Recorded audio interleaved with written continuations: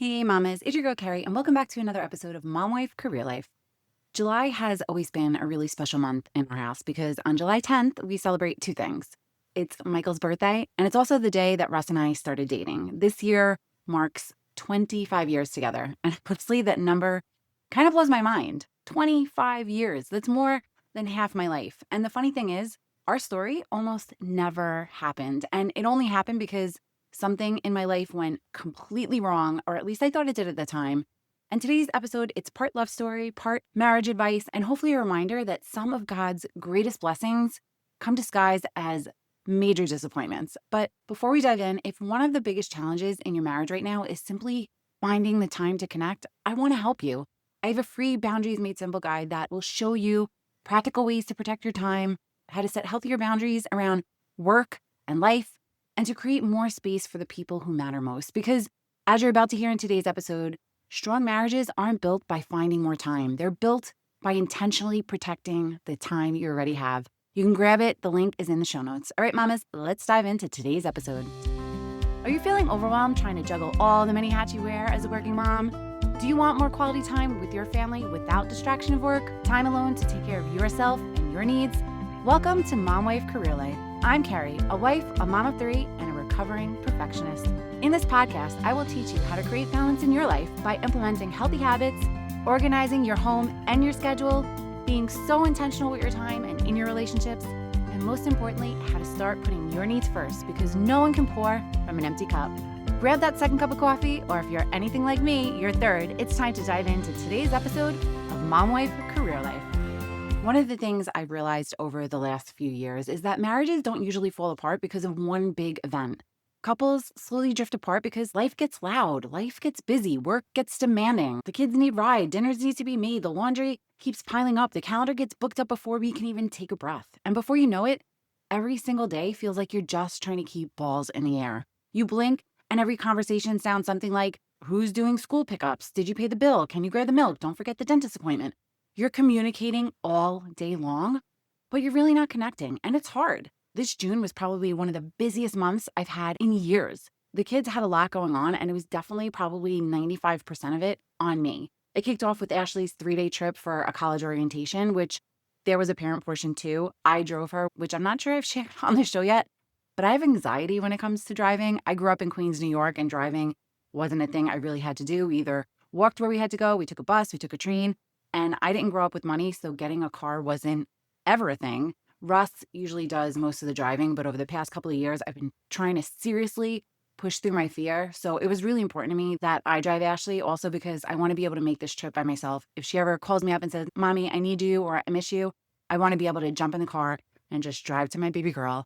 And I actually don't get anxiety when I'm in the car driving. It's the anticipation of having to drive. And I know that was a total tangent, but a little piece of me. But it was a lot for me to mentally prepare for this trip. But it was an amazing trip. We had a great time. And I walked away with the feeling that Ashley totally picked the right school.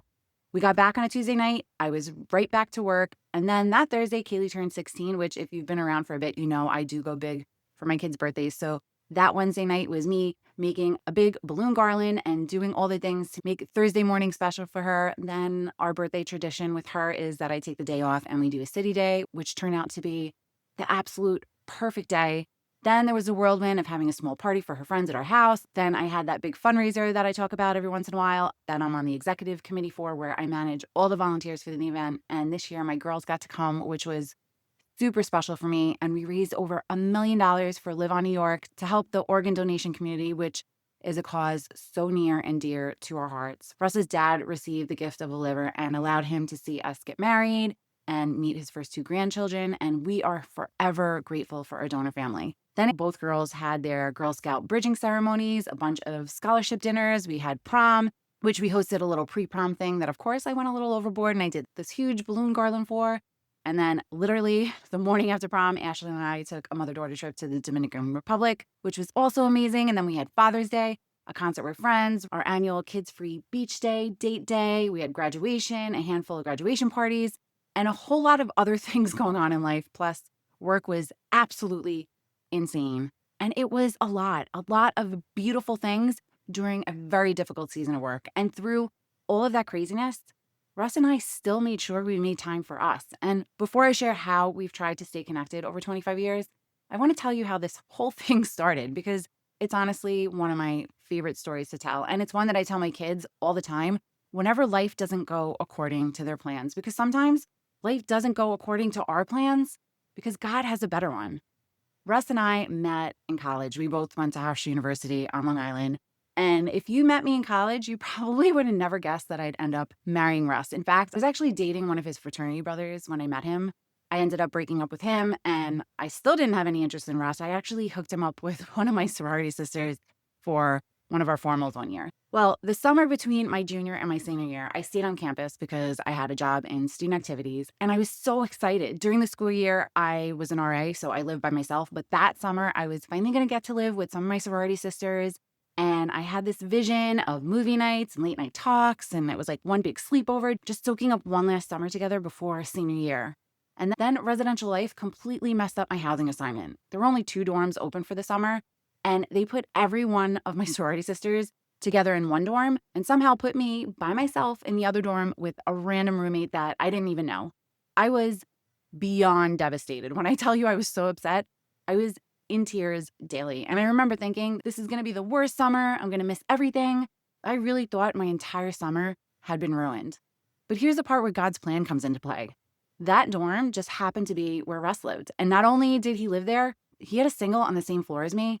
And we started hanging out immediately. And there was a group of us that would go to one of the bars multiple times a week because that's what you do in college. And around that same time, Russ's girlfriend cheated on him, and he was so bummed out. And to make matters worse, she would actually show up at the bar we went to that was right on campus, and she wasn't on campus for the summer, with the guy that she cheated on him with. And I remember thinking, hell no, I was not going to let her do that to him. He was a great guy, and he deserved better. So I did what any 20-year-old girl would do, and I pretended to flirt with him. I danced with him, and not just any kind of dancing. I was all up on him, and we had the best time. And it was never supposed to become anything more than me helping a friend and helping boost his confidence. And every night, we'd come back to the dorm. Those elevator doors would open. He would go left to his room. I would go right to my room. Same routine every single night until July 10th. That night, the elevator doors open. We stepped out. He looked at me and smiled. And instead of saying goodnight, he smiled and asked, "So, do you want to go left?" And the rest is history. Now, we did have to keep our relationship a secret for months because technically I was considered untouchable in his fraternity after dating one of his fraternity brothers. But honestly, it made that summer so much fun. We snuck around everywhere. We'd go to the same places. We'd find a corner. We'd sneak kisses and then walk out to the party like no one knew any better. And because we weren't living near all of our friends, we were able to spend time together without anyone having a clue. It was so exciting. It was so much fun. And honestly, looking back, everything that I thought had gone wrong ended up giving me the greatest blessing of my life. If Res life never messed up, if I had lived exactly where I wanted to, if everything had gone according to my plan, I don't know that Russ and I would have ever ended up together. And then I think about everything that came after that. 25 years together, our wedding, 3 incredible kids, this home, this life. And now Michael even shares our dating anniversary. Every July 10th reminds me that God has a funny way of weaving beautiful things together. And it's why I always tell my kids, when something doesn't go according to your plan, don't assume it's a bad thing. Sometimes it's God writing a better story than we would ever have written ourselves. Now, staying in love for 25 years, that's a different story because falling in love is so easy. But being in a marriage through careers and babies and teenagers and the whole college process and work stress and everything life throws at you, that takes intention. So I wanted to share a few things that have really helped us over the years. And first is scheduling your marriage before your calendar gets full. And I know scheduling a date night doesn't sound romantic, but you know what's even less romantic? Realizing 6 months have gone by and you've barely spent any one-on-one intentional time together. One tradition that we've protected for the past couple of years is our June 19th beach day. We've both had off for Juneteenth for a couple of years, and normally the kids are in school. This year, they weren't, and we could have easily canceled, but instead, we figured it out. The girls, they're old enough to stay home, and my mom lives with us, and Michael's kind of old enough too, but having that extra set of adult eyes on him really helps us disconnect when we're out. We packed the chairs, we headed to the beach, we had an amazing lunch, and we just enjoyed being together. And it's nothing extravagant, it wasn't expensive at all. It wasn't a fancy plan. It was just uninterrupted time at one of our favorite spots. And honestly, It filled my cup more than I realized I needed. So my message is, don't wait until life slows down to prioritize your marriage because life is never going to slow down. So protect that time first because everything else is going to try to fill it up. The second one is never stop dating each other. One of the biggest traps after having kids is becoming incredible business partners. You're running a household, you're managing schedules, you're paying bills, you're talking logistics, you become CEOs instead of husband and wife. So make it a point to not lose your friendship. Don't stop flirting. Don't stop laughing. Don't stop asking questions. 25 years later, Russ isn't the same man I met in college. And thankfully, I'm not that same woman either. People grow, dreams, they change, life changes. So stay curious about each other. Keep learning who your spouse is becoming. I know I've done a lot of growth in the past 10 years. I am definitely not the same person I was 10 years ago, 5 years ago, 2 years ago, 1 year ago. The third thing is reconnect every single day. Connection isn't only built on date nights, it's built on those ordinary moments. A hug after work, sitting outside with a cup of coffee, taking a walk after dinner, talking before bed. When your spouse comes home from work, instead of immediately talking about bills or schedules or dinner, ask, how was your day? Or what made you laugh today? That's one of my favorite questions to ask because it usually makes me laugh too. And these little conversations, they create emotional closeness long before a solo vacation ever will. And I prioritize one-on-one time with them. Again, we're blessed to have my mom live with us and my kids are a little older, so I can leave them home alone. But the mornings I get to walk him to the train are just a great time for us to connect. Sometimes we talk about us, sometimes we align on things going on in our lives where we need support from each, and sometimes we talk about where we need support from each other. And there are a few times where we just walk in silence and are just with each other. It's something so simple, but I treasure those mornings, and hopefully it makes going into work a couple of days a week a little easier for us too. Number 4, put the phones away. This one gets all of us. You finally get 20 minutes together, and you're both scrolling. You're physically together, but you're mentally somewhere else. One of the greatest gifts you can give your spouse is your full attention, eye contact, listening, being curious, being where your feet are. I've been talking about that a lot lately. It applies to motherhood, it applies to your work, and it absolutely applies to your marriage. Number 5, give each other the benefit of the doubt. Busy seasons, they make us tired, and tired people often assume the worst. He forgot because he doesn't care. She snapped because she's mad at me. Most of the time, neither of those things are true. Most of the time, it's because we're overwhelmed. And remember, it's not husband versus wife. It's both of you versus the chaos. That simple mindset shift has saved us from so many arguments over the years, which brings us to number 6. Say the things you think. I can honestly say that Russ and I have only gotten into one fight in the 25 years we've been together. And that shocks people when I tell them. And that one fight was when we were planning our wedding. It was the pressure over he was getting from his side. Almost to the point where we were considering eloping. We didn't. We actually had 2 weddings, a small one and a bigger one. But 25 years later, we're still smiling. Have we gotten frustrated with each other? Absolutely. But we address it right away in a respectful way. And when I say we address it right away, we might both take a little time to clear our heads and get our thoughts straight, but we communicate about what we're thinking, what's bothering us, what we need from each other, what our fears are, what our hopes are. I'm very open about my dreams and my passions and about what I want our future to look like and where I need his support to get us there. And I know not every partner has the same temperament as Ross, and I'm so grateful for it every day. But it's also taken years of working on this. He's also amazing at calling me out on things that I'm making into bigger things than they need to be. And it's usually somewhere where my perfectionism sneaks in. And I'm so grateful for that too. I know I keep saying he's really great, but he's really great. That's why I love him. And that's why we've been together so long. But lately, he's been really great about making me feel beautiful, even though I've been seriously struggling with the weight gain and the perimenopause and the stress. And he doesn't normally listen to the show, but if for some reason he happens to be listening to this one, thank you, Russ, for being so amazing and for putting up with me lately. I know I have not been easy.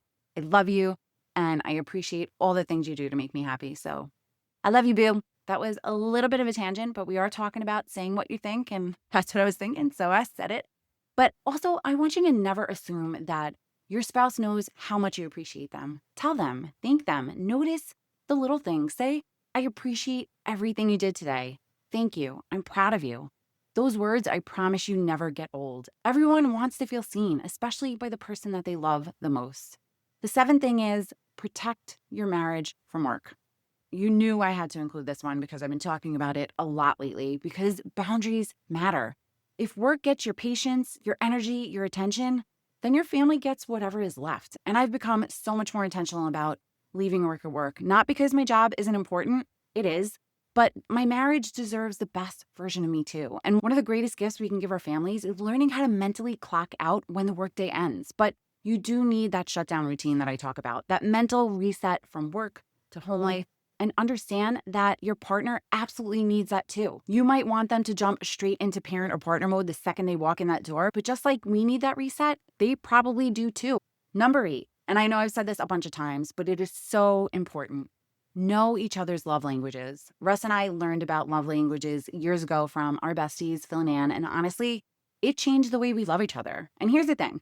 We all naturally show love the way that we like to receive it, but that's not always how our spouse feels loved. For example, my love language is acts of service. If Russ takes something off my plate, when he goes food shopping, when he runs an errand, especially if he'll do my UPS returns, when he handles something that I was stressing over, that means so much more to me than flowers or jewelry ever could. And now don't get me wrong, concert tickets are always welcome because we love going to concert together. But seriously, when he lightens my mental load, that's when I feel most loved. Russ, on the other hand, is much more of a words of affirmation and a physical touch type of guy. Sometimes all he needs to hear is, thanks for doing that. I appreciate you. Good job, boo. And a nice little kiss and a hug. It takes 5 seconds to say, but it fills his cup in a way that taking out the trash never could. The point is, stop loving your spouse the way you want to be loved. Start loving them the way they feel loved. And it's such a simple shift, but it can completely change how connected you feel. And I also want you to communicate how you want to be loved to your partner. Russ knows that if he bought me stuff all the time, that it would have the exact opposite effect on me. I'd be pissed off that he'd be wasting money. So have the conversations, learn your love languages, and start implementing them. And last on the list is keep choosing each other. People sometimes ask how we still have such a great relationship after 25 years. And honestly, there isn't one thing I can point to. It's thousands of little choices, choosing patience, choosing laughter, choosing grace, choosing forgiveness, choosing to spend time together, choosing each other over and over and over again. Because marriage isn't sustained by one grand romantic gesture. It's built in those ordinary Tuesday nights, the grocery runs, the beach days, the conversations after work, the conversations before bed, the walk to the trains, the little moments that slowly become a lifetime. And as I look back over these last 25 years, I'm so thankful that that one housing assignment didn't go according to my plan. Because if it had, I wouldn't have this beautiful life. I wouldn't have Russ. I wouldn't have Ashley. I wouldn't have Kaylee and Michael. I wouldn't be sitting here recording this episode. So if you're walking through a season where something feels disappointing, maybe it's a closed door, maybe it's a change of plans, maybe it's something that feels completely unfair. Remember, God sees the whole picture, and sometimes what feels like the biggest detour ends up becoming the greatest blessing. Thank you for spending part of your day with me. If this episode encouraged you, I'd love for you to share it with another mama friend or even your partner. Maybe it's something you'd like them to hear too. Make sure to hit that follow button so you never miss another episode. Sending you so much love and light until next time on Mom Wife Career Life with Carrie Pat. Before you go, if you found this podcast helpful, I would be so grateful if you would take a minute, go on over to iTunes and leave me a review. If you have other stressed out mamas in your life that you feel this podcast could help, take a screenshot of this episode, post it on your Instagram stories and tag me, and let them know that they are not alone and they can create balance in their life too. If there's a topic you'd like me to cover or you just want to connect, DM me on Instagram at mom.wife.career.life or come on over and hang out in our free Facebook community, Work-Life Balance for Working Moms. Sending you so much love and light until next time on Mom Wife Career Life with Carrie Pat.